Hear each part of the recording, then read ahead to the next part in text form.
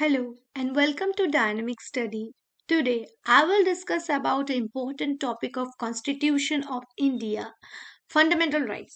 तो आज हम फंडामेंटल राइट्स के आर्टिकल 25 से 32 तक जो आर्टिकल्स है उसे देखने वाले हैं। ये आज हम फंडामेंटल राइट्स को कंप्लीट करने वाले हैं। देखते हैं फंडामेंटल राइट्स में आर्टिकल 25 में क्या है।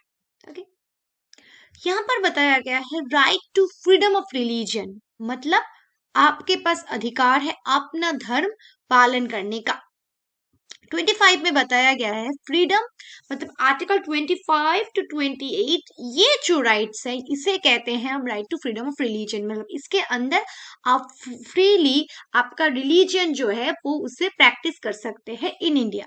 ओके, फर्स्ट आर्टिकल 25 में बताया गया है freedom of conscience and freedom of profession practice and propagation of religion, मतलब आप आपका धर्म को प्रैक्टिस कर सकते हैं, उसे प्रोपोगेट कर सकते हैं। ओके, उसे विश्वास कर सकते हैं। बताया गया है that all persons are equally entitled to freedom of conscience and right to freely profess practice and propagate religion, मतलब आप अपने धर्म को प्रोफेस कर सकते हैं, प्रैक्टिस कर सकते हैं, इसको प्रोपोगेट कर सकते हैं, दूसरे लोगों में बता सकते हैं आपका धर्म का बातें, ये सब। इसका इम्प्लीकेशन क्या है? फर्स्ट है freedom of conscience, inner freedom of an individual to mold his relation with God or creatures in whatever way he desires, मतलब आप जैसे चाहे अपने भगवान को मतलब प्रैक्टिस कर सकते हैं, ऐसे आकार दे सकते हैं, वैसे ही सोच सकते हैं, वैसे ही मान सकते हैं। प्रोफेस मतलब declaration of one's religion beliefs faith openly and freely, आप स्वाधीन होकर बता सकते हैं कि आप कौन सा धर्म मानते हैं, कैसे उसे प्रैक्टिस करना चाहते हैं, ये आपका विषय है। Practice performance of religious sources, rituals, ceremonies, exhibitions of beliefs and ideas, आप कैसे भी आपका धर्म को उसे पूजा पाठ की तरफ या कोई नमाज की तरफ आप कैसे भी उसे सजा सकते हैं, उसे एग्जिबिट कर सकते हैं, उसे विश्वास कर सकते हैं, उसे पालन कर सकते हैं। और प्रोपोगेट मतलब transmission and dissemination of one's religion belief to other और exposition of the tenets of one's religion, मतलब आप अपना धर्म लोगों पर पहुंचा सकते हैं, दूसरा धर्म ग्रहण कर सकते हैं, but it does not include right to convert any other person to one's religion. आप फोर्सफुली उसका रिलीजन को चेंज नहीं कर सकते। आप चाहे तो अपना धर्म दूसरे धर्म का बातें सुन सकते हैं, दूसरे धर्म को बता सकते हैं कि ऐसा आपका धर्म में है, लेकिन आप फोर्स नहीं कर सकते कि आपका धर्म वो ग्रहण करे। ओके, नेक्स्ट उसके अंदर है जो freedom of conscience guaranteed to all the person, मतलब वो जैसे चाहे अपने भगवान के साथ विश्वास कर सकते हैं, उनका धर्म कैसा वो होगा वो अपनी तरह से सोचेंगे। Okay, article 25 also contains two explanation, दो एक्सप्लेनेशन है। One, wearing and carrying कृपन्स to be included in the profession of Sikhs religion, Sikh में कृपन जो छोड़ा होता है, छोटे छोटे छोटे छोड़े होते हैं, वो रखने की अधिकार आपके पास है। दूसरा जो है to the Hindus in the context of include Sikhs, Jains and Buddhist, ये हिंदूज के अंदर हम सिख, जैन और बुद्धिस्ट को डालते हैं। बुद्धिस्ट, सिख और जैन सब हिंदुइज्म के अंदर आते हैं। ओके, नेक्स्ट देखते हैं article 26, freedom to manage religious affairs, आप जैसे चाहे अपने धर्म को मैनेज कर सकते हैं, उसे प्रैक्टिस कर सकते हैं। According to article 26, every religious domination और any of its section shall have following rights, हर साल जो रिलीजियस इंस्टीट्यूशंस हैं वो जैसे चाहे उसको मतलब डोमिनेशन कर सकते हैं, उसे ऐसे ही प्रोपागेट कर सकते हैं। फर्स्ट है right to establish and maintain institutions for religious charitable purposes, आप चैरिटी के पर्पज से कोई रिलीजियस इंस्टीट्यूशन बना सकते हैं, उसके लिए चैरिटी मांग भी सकते हैं और दे भी सकते हैं। नेक्स्ट है right to manage its own affairs in matters of religion, आप धर्म के विषय में स्टेट का बात नहीं मानेंगे, किसी भी आप अपने हिसाब से धर्म को मानेंगे। Okay, right to own acquire movable and immovable property, आप चाहे तो किसी भी प्रॉपर्टी खरीद सकते हैं धर्म के लिए। ओके, धर्म को प्रतिष्ठा करने के लिए, कोई मंदिर, मस्जिद, कुछ भी, चर्च, कुछ भी। Next right to administer such property in accordance with law, ये जो प्रॉपर्टी आप खरीदेंगे धर्म का प्रतिष्ठान बनाने के लिए, वो लॉ के अकॉर्डिंग आप चला सकते हैं। ओके, नेक्स्ट है रिलीजन जो आर्टिकल 27 है, freedom from taxation for promotion of religion, मतलब आपके पास टैक्सेशन का राइट है to promote religion. Okay, article 27 में बताया गया है that no person shall be compelled to pay any taxes for the promotion और maintenance of any particular religion और रिलीजियस डोमिनेशन। आपके ऊपर कोई जोर नहीं कर सकता है कि आपको इस धर्म के प्रचार के लिए पैसा देना, टैक्स देना बहुत जरूरी है, ऐसा कोई स्टेट आपको नहीं कर सकता है। Okay, in other words the state should not spend the public money collected by the way of tax for promotion और maintenance of any particular religion. State अपने जो स्टेट का जो पैसा है वो किसी भी धर्म को प्रमोट करने के लिए, उसे मेंटेनेंस करने के लिए नहीं खर्च सकता है। This provision prohibits the state from favouring patriotism and supporting one religion over other. किसी भी धर्म को प्रतिष्ठा करने के लिए, मेंटेन करने के लिए कोई भी मतलब सपोर्ट नहीं कर सकते हैं। ओके, नेक्स्ट है, this means that the taxes can be use for the promotion और मेंटेनेंस ऑफ ऑल रिलीजन। सब धर्म के लिए ही समान टैक्सेस लगते हैं। Okay, this prohibition prohibits only levy of tax not a fee. Tax मांग सकते हैं, फी नहीं। This is because the purpose of a fee is to control secular administration of a religious institution, not to promote और maintenance any religion. यहाँ पर फी क्यों, क्योंकि फी जो वर्ड है उसके साथ सेकुलर एडमिनिस्ट्रेशन का संयुक्त है, लेकिन जो रिलीजियस इंस्टीट्यूशन के साथ टैक्स का एक टैक्स ले सकते हैं लेकिन फी नहीं मांग सकते। लास्ट जो है article 28, freedom from attending religious instruction. किसी भी रिलीजियस इंस्ट्रक्शन को आप नहीं मान सकते, इसके पास आपका राइट है कि आप चाहे तो माने या ना माने। आर्टिकल 28 में बताया जा रहा है, no religious instruction shall be provided in any education institution wholly maintained out of the state fund. State के पैसे से आप किसी भी एजुकेशनल इंस्टीट्यूशन में रिलीजियस जो धर्म का रूल्स रेगुलेशन है वो नहीं मनवा सकते हैं।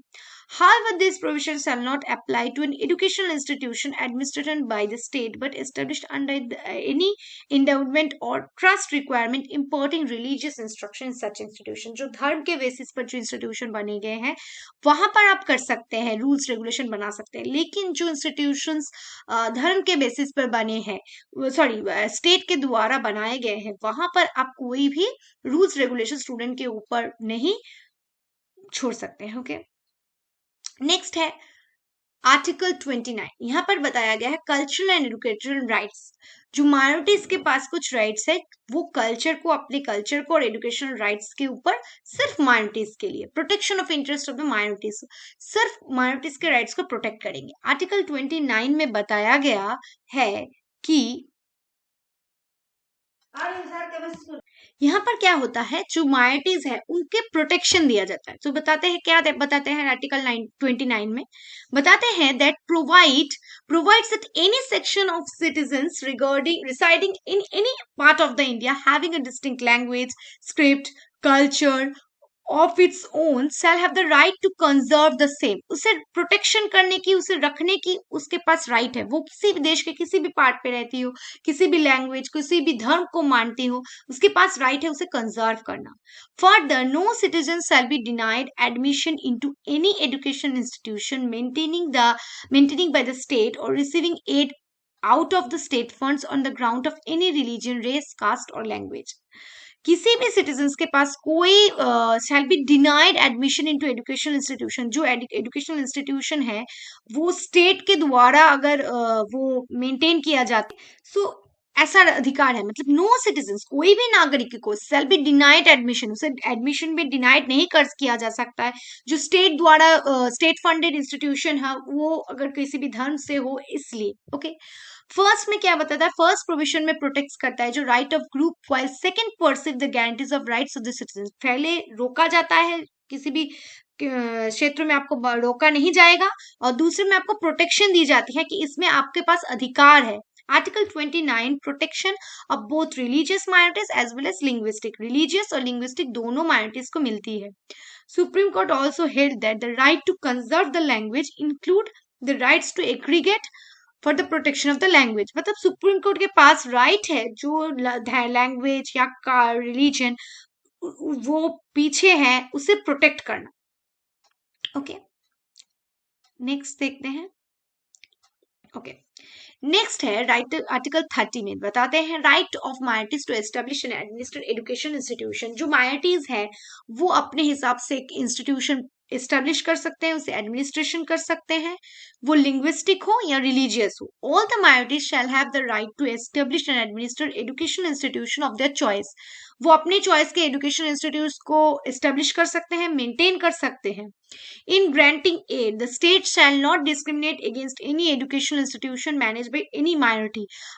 किसी भी इंस्टीट्यूशन जो माइनॉरिटी के द्वारा जो पढ़ रहा है उसे आप डिस्क्रिमिनेट नहीं कर सकते हैं।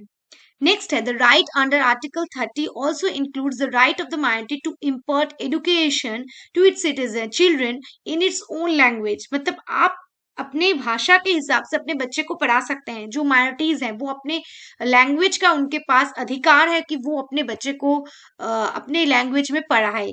ओके, आर्टिकल 31 जो अभी नहीं है हमारे कॉन्स्टिट्यूशन में फंडामेंटल राइट्स के तौर पर, उसके बारे में देखते हैं। So article 31 of the constitution not only guaranteed the right to private ownership but also the right to enjoy dispose of a property free from restriction other than reasonable restriction. Okay, यहाँ पर आपके पास right है कि आप किसी भी property को खरीदे, उसे एंजॉय करे, उसे बेचे, कुछ भी करे। ओके, इसके ऊपर कोई रेस्ट्रिक्शन नहीं डाला जा सकता है। The article states that no person shall be deprived of his और her property except by any authority. मतलब आपके प्रॉपर्टी को कोई डिप्राइव नहीं कर सकता है। आर्टिकल 31 में बताया गया है। बट बोथ दिस आर्टिकल्स पर अमेंडमेंट, ये जो आर्टिकल में राइट टू प्राइवेट ओनरशिप का अधिकार था वो अभी कॉन्स्टिट्यूशन में नहीं है। जो 44th अमेंडमेंट एक्ट के दौरान इसे राइट टू प्रॉपर्टी को ओमिट करके 1978 में इसे फंडामेंटल राइट से हटाया गया है। ओके, अब जो आर्टिकल है वो है बहुत important article, right to constitutional remedies. Constitution से कुछ रेमिडीज मिलती है लोगों को। ओके, ये क्या राइट्स है आर्टिकल 32 में? A mere declaration of fundamental rights in the Constitution is meaningless, useless, and worthless without providing an effective machinery for the enforcement if when they are violated. अगर ये किसी भी कारणवश वायलेटेड होते हैं, ओके, कॉन्स्टिट्यूशनल रेमिडीज जो होते हैं फंडामेंटल राइट्स के, ये मीनिंगलेस हो जाएंगे, यूजलेस हो जाएंगे अगर इसे कोई इंप्लीमेंट करने वाला, इफेक्टिव करने वाला कोई ऑर्गेनाइजेशन ना हो। Okay, so doctor Ambedkar called the article 32 as the most important article of the constitution, an article without which this constitution would be nullity. Okay, so इसके अलावा इसको अगर आर्टिकल 32 नहीं है तो कॉन्स्टिट्यूशन नल है। मतलब कॉन्स्टिट्यूशन का सबसे इंपॉर्टेंट आर्टिकल जो है वो है आर्टिकल 32। ओके, सो इसे हम कहते हैं soul of the constitution and the heart of the constitution. ये हमारा संविधान का हार्ट एंड सोल है। Okay, the supreme court has ruled that article 32 is the basic feature of the constitution. ये हमारा कॉन्स्टिट्यूशन का बेसिक फीचर है जिसे हम कभी भी हटा नहीं सकते और अमेंड भी नहीं कर सकते हैं। ओके, फर्स्ट क्या बता रहा है यहाँ पर, क्या प्रोविजंस है? The right to move Supreme Court by appellate proceedings for the enforcement of the fundamental right is guaranteed. अगर फंडामेंटल राइट्स आपका अप्रोप्रिएटली इम्प्लीमेंट ना हो, ना मिले आपको, तो आप सुप्रीम कोर्ट के पास जा सकते हैं। नेक्स्ट है supreme court shall have the power to issue direction और ऑर्डर्स और राइट्स और एनफोर्समेंट और any of the fundamental rights. मतलब सुप्रीम कोर्ट आपके तरफ से सुप्रीम कोर्ट बताएगा कि आपका फंडामेंटल राइट्स को इंप्लीमेंट होना चाहिए। किसके द्वारा? कुछ राइट्स है उसके पास, habeas corpus, mandamus, prohibition, certiorari and quo warranto के द्वारा। ओके, फर्स्ट है पार्लियामेंट, थर्ड है parliament can empower any other court और इशू डायरेक्शन, ऑर्डर्स और राइट्स ऑल काइंड्स। पार्लियामेंट क्या कर सकता है? ये जो डायरेक्शंस किसी भी कोर्ट्स को एम्पावर कर सकता है। Okay, However, this can be done without prejudice to the above powers conferred to the Supreme Court. Supreme Court के पास है, इसके अलावा हाई कोर्ट्स के पास भी है जो आर्टिकल 226 में बताया गया है। Okay, the rights to move the Supreme Court shall not be suspended except otherwise provided for the Constitution. Okay, the right to move Supreme Court, मतलब आपको कोई right to move the Supreme Court shall not be suspended except as otherwise provided by the Constitution.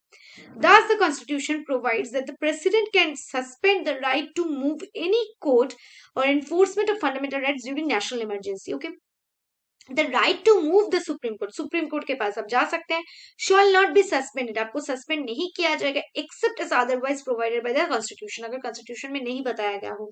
अगर presidents rule जारी हो तो क्या होगा, the constitution provides the president can suspend the rights, president suspend कर सकता है ये सारे राइट्स, कब, जब नेशनल इमरजेंसी होगी. अच्छा, हेवियस कॉर्पस क्या है, मतलब हैव द बॉडी, मतलब आपको अगर पुलिस ने पकड़ लिया है तो आपको हैव द बॉडी, आपको बॉडी लेकर आपको कोर्ट में प्रोसिक्यूट करना होगा. ओके, मतलब एक कोर्ट का ऑर्डर है कि आप एक व्यक्ति को ज्यादातर जेल में नहीं रख सकते, आपको कोर्ट में उसे प्रोसीड करना ही होगा. It is an order issued by the court, एक ऑर्डर जो है वो कोर्ट के द्वारा ऑर्डर की जाती है, इशू कर जाती है. Okay, to produce the body of the latter before it, the court then examines the cause and legality detention. The court अब क्या देखते हैं, इसका लीगलिटी डिटेंशन क्यों पकड़ा गया है, किस लिए, उसका कॉज और डिटेंशन फैक्टर देखा जाता है. अगर वो इलीगल होता है तो वो इंडिविजुअल को छोड़ देते हैं. The right of the habeas corpus can be issued against both public authorities as well as private individuals. ये public authorities, प्राइवेट इंडिविजुअल्स दोनों के विरुद्ध ही किया जा सकता है. Okay, the right on the other hand is not issued, issue कहाँ कहाँ नहीं हो सकते हैं. डिटेंशन इज लॉफुल, अगर डिटेंशन लॉफुल हुआ तो. प्रोसीडिंग फॉर इज कंटेम्प्ट और लेजिस्लेशन कोर्ट, अगर कोर्ट के अकॉर्डिंग हुआ तो, या लेजिस्लेचर के अकॉर्डिंग हुआ तो, अगर कोर्ट ने बताया है तो, अगर jurisdiction outside the detention is outside the jurisdiction, court के बाहर होगा तो. ओके, नेक्स्ट है मैंडमस, मतलब कमांड करता है, जो हाई ऑफिशियल रैंकिंग है, जो ड्यूटीज करते हैं, वो उसके पास अधिकार है कि वो अपने लोअर जो जुडिशियरी हो या लोअर ऑफिसर्स है उनको कमांड करते हैं कि आपका ड्यूटी है ये, आप करेंगे. तो वो उन्हें, वो अगर official asking him to perform this duties, उसका काम है उसे बताना कि आपके पास ये दायित्व है, आपको इसे करना होगा. नेक्स्ट है the right of the mandamus can not be issued. Okay, कौन से मैंडेमस इशू नहीं कर सकते हैं, अगेंस्ट एनी प्राइवेट इंडिविजुअल, किसी भी प्राइवेट इंडिविजुअल या बॉडी के खिलाफ आप नहीं कर सकते हैं. डिपार्टमेंटल इंस्ट्रक्शन के खिलाफ नहीं कर सकते हैं. Discretionary and not mandatory. Okay, contractual application यहाँ पर एनफोर्स होगी. नेक्स्ट है president of India, state governors के अगेंस्ट आप नहीं कर सकते हैं.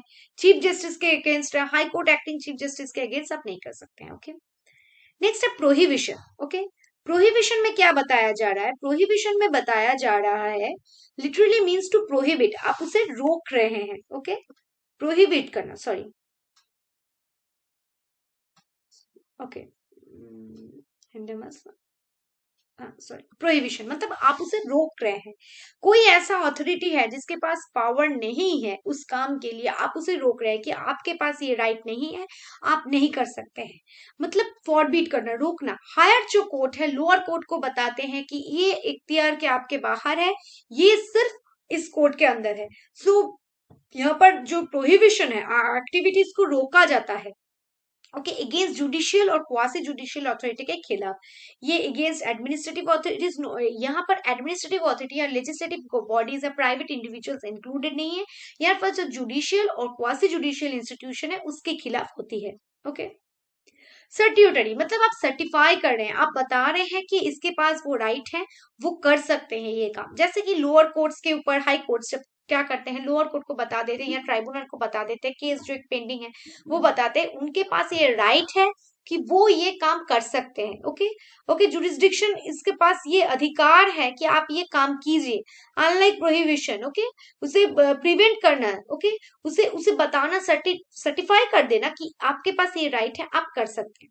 1991 में supreme court ruled that the certiorari can be issued against administrative authorities affecting rights of individual. जो एडमिनिस्ट्रेटिव अथॉरिटीज है उनके खिलाफ भी आप इसे यूज कर सकते हैं. पहले तो जुडिशियल और क्वासी जुडिशियल अथॉरिटीज के हिसाब से हम कर सकते थे, एडमिनिस्ट्रेटिव अथॉरिटीज के हिसाब से हम नहीं कर सकते थे सर्टिटरी. लेकिन अभी 1991 के बाद सुप्रीम कोर्ट ने बताया जब से एडमिनिस्ट्रेटिव अथॉरिटीज के खिलाफ भी आप कर सकते हैं, तब से ये चालू हुआ है. ओके, ओके, ये कोई प्राइवेट इंडिविजुअल्स या प्राइवेट कंपनीज के खिलाफ आप नहीं कर सकते हैं.